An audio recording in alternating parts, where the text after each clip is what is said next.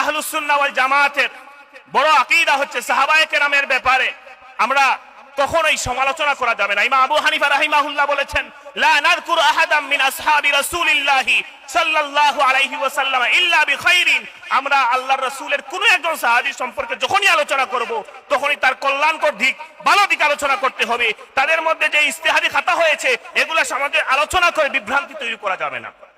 ইমাম আবু যুরআহ আর-রাজি রাহিমাহুল্লাহ বলেছেন, ইদা রাআইতার রাজুলা ইয়ান্তাকিসু আহাদা মিন আসহাবি রাসূলিল্লাহি সাল্লাল্লাহু আলাইহি ওয়াসাল্লাম ফালাম আন্নাহু জিন্দিক।